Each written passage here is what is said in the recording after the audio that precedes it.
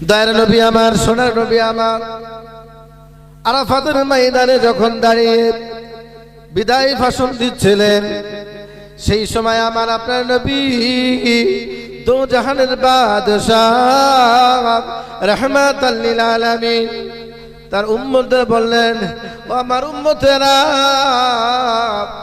মনে হয় আমি আল্লাহর দেওয়া দায়িত্ব তোমাদের কাছে আমি পৌঁছে দিয়েছি।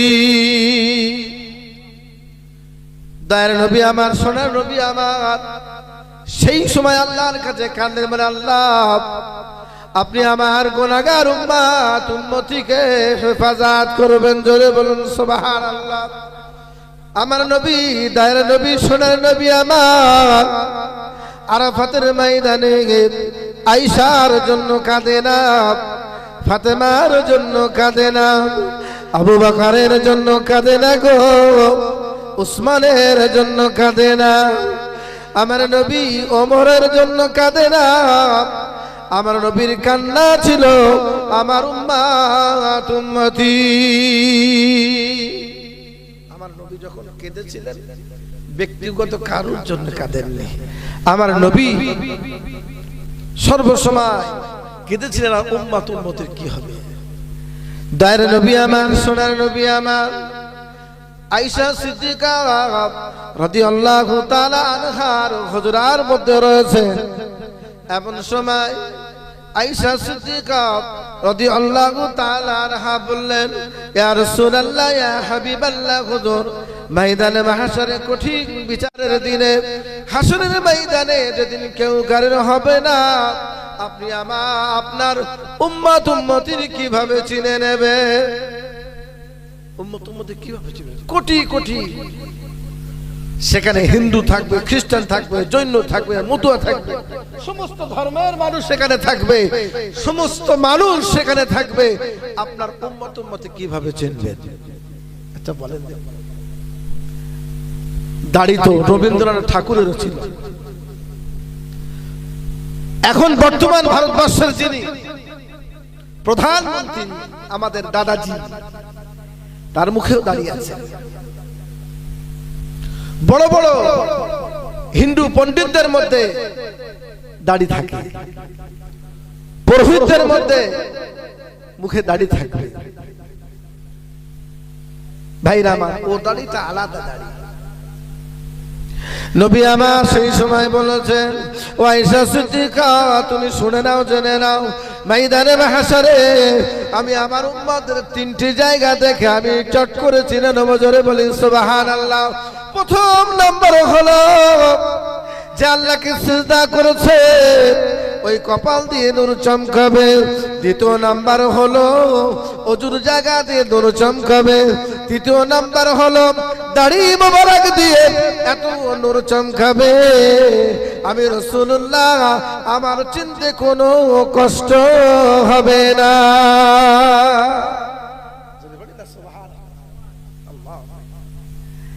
এ দাড়ি সে দাড়ি না গো ভাইরা আমার, কিছু মনে নেবেন না।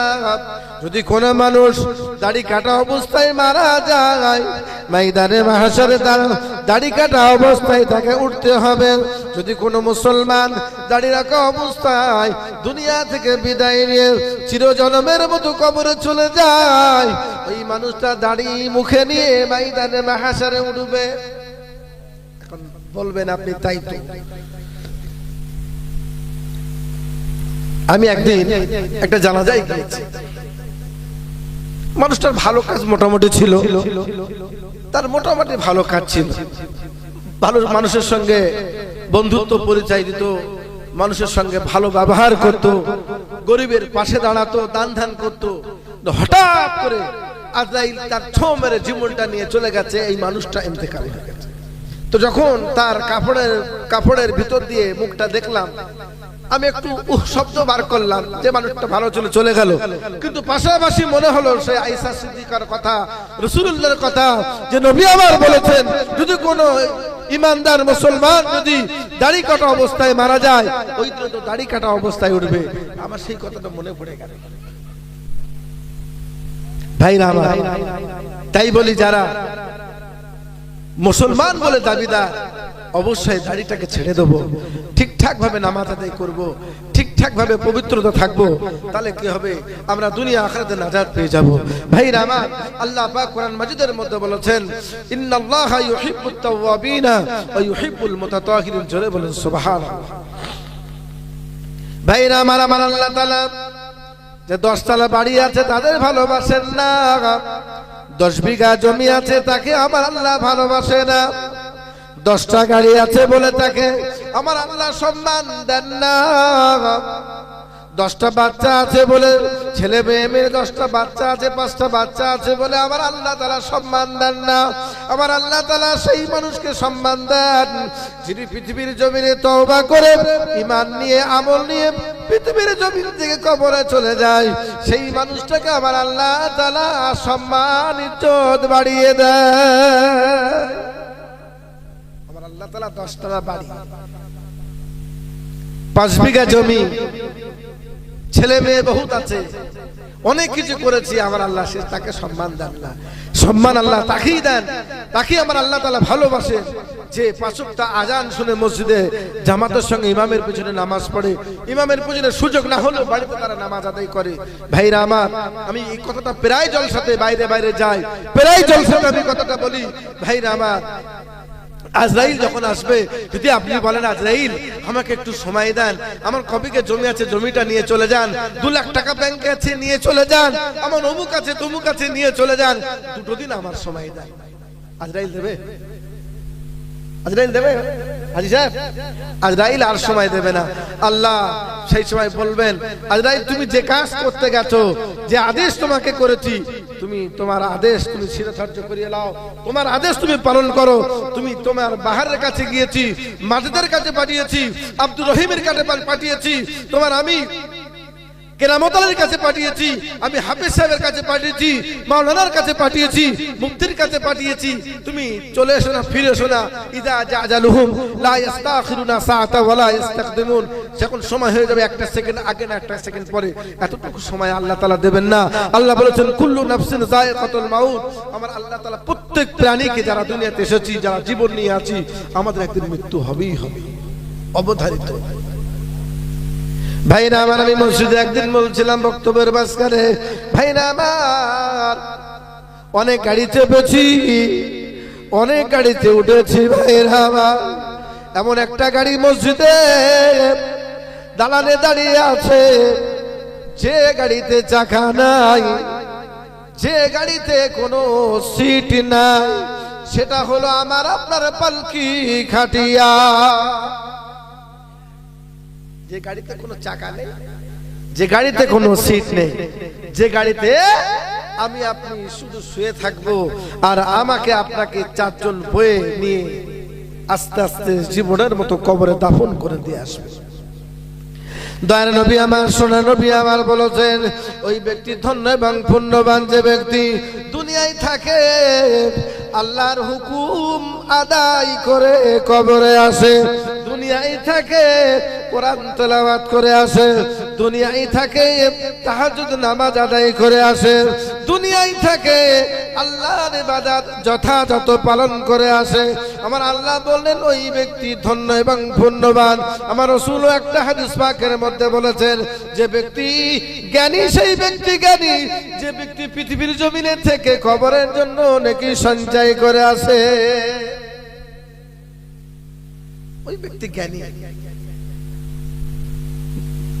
যে কবরের জন্য নেকি সঞ্চয় করে আসে, যে কবরের পুঁজি সঞ্চয় করে না, সে কিসের জ্ঞান, তার কি জ্ঞান আছে আমার জানা নাই। ভাইরা আমার, বড় বড় সাহাবীরা কবরে চলে গেছেন, নবীরা চলে গেছেন, সাহাবীরা চলে গেছেন, তাবেঈন চলে গেছেন, আইমায়ে মুস্তাহিদিন চলে গেছেন, মুতাকাদ্দিমিন চলে গেছেন, খুলাফায়ে রাশিদিন চলে গেছেন, বড় বড় বুজুর্গানে দিন তারা চলে গেছেন, আমাদের পীর মুর্শিদ তারা বিদায় নিয়েছেন, আমাদের আব্বা মা বিদায় নিয়েছেন, আমাদেরকে বিদায় নিতে হবে। কবরে কি সঞ্চয় করেছি, কি রেখেছি? হুজুর বলছিলেন, ঠিক সুন্দর কথা বলছিলেন, যে কবরে একটা মানুষ শোয়ানো হয়েছে, সে ফুলের বাগানে রয়েছে, সে শুধু কোরআনকে ভালোবাসার জন্য। জোরে বলি সুবহানাল্লাহ। আজকে আপনারা কোরআনকে ভালোবাসেন বলেছেন, ভালোবাসেন বলে আজকে মাদ্রাসার আঙিনায় এসেছেন, হ্যাঁ কিনা? এটা কোরআনের কারখানা। আমি এর আগে একদিন বলেছি, ভাইরা আমার, ময়দানে মাহশরে, কিয়ামতের ময়দানে মসজিদ মাদ্রাসাগুলো দাঁড়িয়ে যাবে। জান্নাতে যাওয়ার জন্য বলবো, মসজিদ মাদ্রাসা সবাই জান্নাতে যাবে। ইটের জবান খুলে যাবে, পাথরের জবান খুলে যাবে, রডের জবান খুলে যাবে, পাখার জবান খুলে যাবে, মাদ্রাসার জবান খুলে যাবে। মাদ্রাসা বলতে থাকবে, আল্লাহ পাক, আল্লাহ তাআলা, আমি মাদ্রাসা আমাকে ভালোবাসতো, আমি মসজিদ আমাকে ভালোবাসতো, আমি মাদ্রাসা আমাকে দান করতো, আমি মাদ্রাসা আমার মধ্যে ছাত্র থাকতো তাদেরকে খাওয়াতো, এতিম বাচ্চাকে ভালোবাসতো, এতিম বাচ্চাকে মহব্বত করতো, আমি মাদ্রাসা আমাকে খুবই লক্ষ্য রাখতো। এদেরকে না নিয়ে আমি মাদ্রাসা জান্নাতে যাব না। জোরে বলি সুবহানাল্লাহ। একটু জোরে বলুন না সুবহানাল্লাহ। এই আগে বলেছি না, আমি যখন বাইরে যাই নতুন মুখ, আমি কালো হলেও আমার কথাগুলো লাগে ভালো। ওই জন্য আমার মানুষ বাইরে গেলে পাগলের মতন ভালোবাসে, তারা আমার সামনে আসে। তবে বড় গোবরায় আমি আসি মাসে বছরে এক দুবার। আল্লাহ পাকের দয়া, রবিউল বাচ্চার সাইফুদ্দিন সাহেব এবং হাবিবুর রহমান হাবিব সাহেব, তারপরে এখানে এসে রবিউল ইসলাম মাদ্রাসা সেক্রেটারি, বা আস্তে আস্তে এই এলাকায় এসে সেলিম ভাই আছেন, যারা মাদ্রাসার কর্তৃপক্ষ আছেন, জাহাঙ্গীর ভাই এবং মাদ্রাসার চাচাজিদের নাম জানি না, সবাই ভালোবাসেন। মাদ্রাসা সাহেব আছেন, এরকম অনেক লোক এই মাদ্রাসাকে ভালোবাসেন।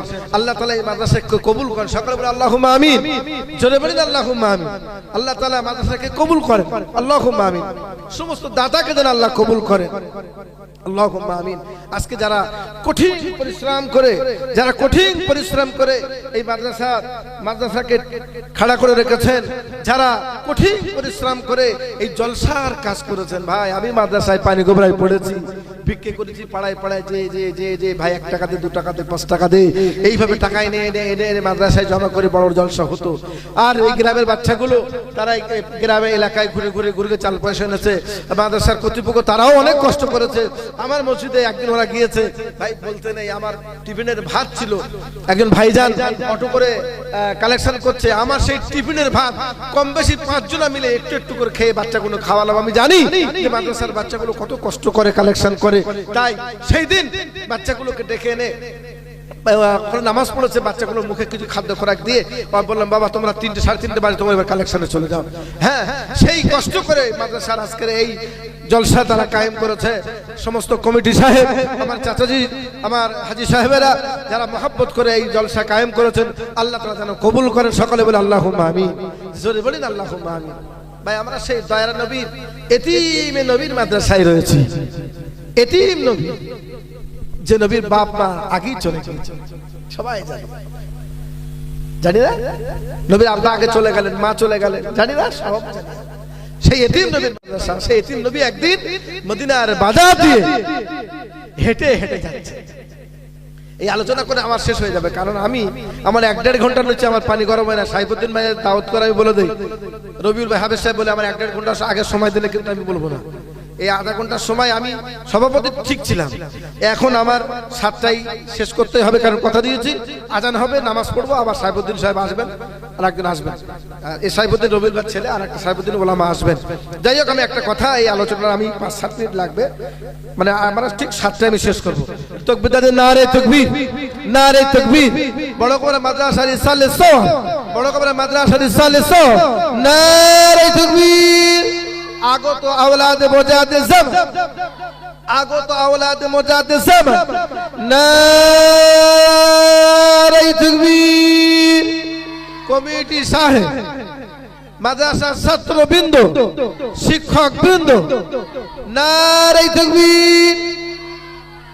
যে কথা বলছিলাম, দয়ার নবী, এতিম নবী, মাদ্রাসা জলসা, তাই একটু বলছি। নবী আমার মদিনার বাজার দিয়ে যাচ্ছেন, কোন রাস্তা দিয়ে?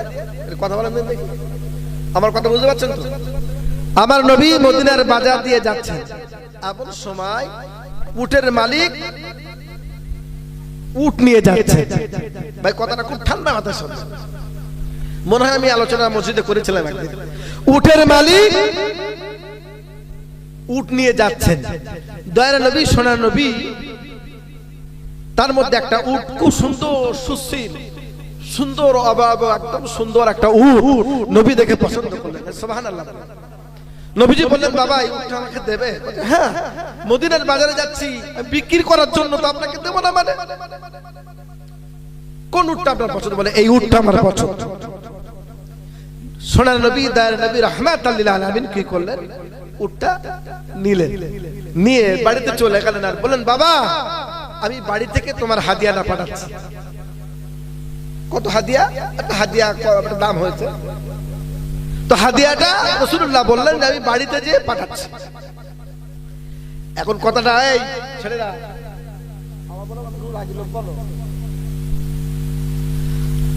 কথাটা নবীজি বলেছেন, বাবা তোমার হাদিয়া কত? বলে এত। নবীজি ওই কথা শুনে উটটা নিয়ে আস্তে আস্তে বাড়িতে চলে গেলেন। উটের মালিকের সঙ্গে আরো কিছু লোক ছিল। একটা উটের মালিক ভালো পয়সার মালিক, তার সঙ্গে কিছু লোক থাকে, অনেক উট। তো এখন উটের মালিক উটটা দিয়ে দিলেন, দেওয়ার সাথে সাথে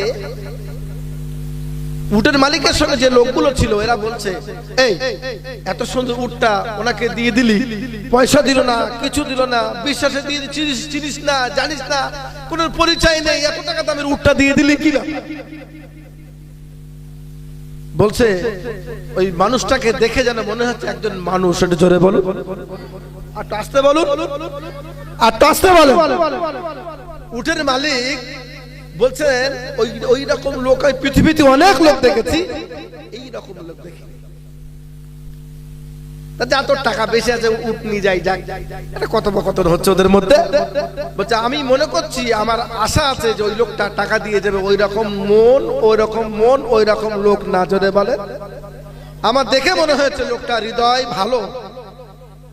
তো তোমরা তো বলছো উট নিয়ে গেছে, টাকা দেবে না, শুধু উট নিয়ে যায়নি, সাথে সাথে ওই লোকটা আমার মনটা কেড়ে নিয়েছে। ধরে বলে, এই লোকটা কিন্তু রাসূলুল্লাহকে চেনে না। নবীজি বাড়িতে রয়েছেন, সাহাবী এসে, কথাটা ভালো করে শোনেন, সাহাবী এসে সেই উটের টাকা কিছু অতিরিক্ত খোরমা দিয়ে দিলেন। যাও সাহাবী, অমুক জায়গায় উটের মালিক আছে, এই খোরমাগুলো আর এই টাকাটা দিয়ে দাও। আমার কথা বুঝতে পারছেন? এটা কিন্তু শেষ হকে আমার। উটের মালিক ওখানে রয়েছেন, রাসূলুল্লাহ সাহাবীকে দিয়ে কিছু খোরমা আর টাকাটা দিয়ে দিলেন। কিছু সময় পরে সাহাবীটা গিয়ে বলছেন, বাবা এই উটের মালিক কে? বলছে আমি। বলছে তোমার কাছে একজন উট নিয়ে গিয়েছিল, এত টাকায়? বলছে হ্যাঁ। এই না বিনিময়টা নাও, আর সাথে সাথে কিছু খোরমা উপহার দিয়েছে, হাদিয়া দিয়েছে, এটা গ্রহণ করবে? খোরমা তো সবাই চাই, এখন যদি কেউ খোরমা দেয়, আমি খোরমা এত ভালোবাসি, জলসা বন্ধ করে একটা খোরমা খেয়ে দেওয়া, জলসা করতে। কারণ নবীর দেশে তো হাদিয়াটা দেওয়ার পরে খোরমাটা দিলেন। বলছে বাবা এটা গ্রহণ করো। বলছে ওটা কে? তিনি তো এলেন না। উটের মালিকের কথা শুনে, ভাইরা আমার, সাহাবীর কথা শুনে উটের মালিক ঘাবড়ে গেলেন। এটা অন্য কেউ নাই, অন্য কেউ নয়, রাহমাতাল লিল আলামিন, দয়ার নবী, সোনার নবী হযরত মুহাম্মদ রাসূলুল্লাহ সাল্লাল্লাহু আলাইহি ওয়াসাল্লাম। জোরে বলেন সুবহানাল্লাহ। উটের মালিক ঝরঝর ঝরঝর করে কাঁদেন আর বলেন, ও আমার সাথী সঙ্গী, তোমরা শুনে নাও, জেনে নাও, আমি বলেছিলাম না ওই লোকটা জীবনে টাকা মারতে পারে না, ওই লোকটা ভালো মানুষ, ওকে দেখে আমার হৃদয়টা গলে গেছে। আমি শুধু উট দেইনি, উটের সঙ্গে সঙ্গে আমার দিলটা, মনটাও দিয়ে দিয়েছি। ভাইরা আমার, সাহাবীর কথা শুনে উটের মালিক বলে, আমি আর দাঁড়াবো না, দাঁড়াবো না, তোমরা এখানে দাঁড়িয়ে যাও, আমি রাসূলুল্লাহর কাছে যেতে চাই, আমাকে তোমার নবীর কাছে নিয়ে চলো, আমাকে তোমার নবীর কাছে নিয়ে চলো, আমাকে তোমার নবীর কাছে নিয়ে চলো, আমি নবীর কাছে একটু যেতে চাই। উটের মালিকের বোঝাচ্ছে এবার? এরা বলছে ওই জন্যে শুধু উঠ দেয়নি, মনটাও দিয়ে দিয়েছে। আহা ভাইরা আমার, সাহাবী উটের মালিককে নিয়ে গুটি গুটি পায়ে আমার নবী তখন হুজরার মধ্যে বসে রয়েছে। কিছু সময় পরে সাহাবী বললেন, আসসালামু আলাইকা ইয়া রাসূলুল্লাহ, আসসালামু আলাইকা ইয়া হাবিবাল্লাহ। হুজুর, এই উটের মালিক আপনার কাছে হাজির। সুবহানাল্লাহ। ইয়া রাসূলুল্লাহ, ইয়া হাবিবাল্লাহ, হুজুর আপনাকে সালাম করে আপনার সঙ্গে কথা বলবে। হাদিয়াটা গ্রহণ করেনি, খুরমাটাও গ্রহণ করেনি। ইয়া রাসূলুল্লাহ, ইয়া হাবিবাল্লাহ আপনার সঙ্গে কিছু কথা বলবে। ইয়া রাসূলুল্লাহ, ইয়া হাবিবাল্লাহ উটের মালিকের সঙ্গে একটু আলাপ আলোচনা করুন।